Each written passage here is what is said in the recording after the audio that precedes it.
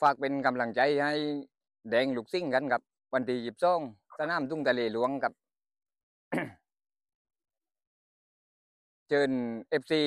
ขายถุงเส้นเดือนครับมาชมกันกับแดงลูกซิ่งกับสนามทุ่งทะเลหลวง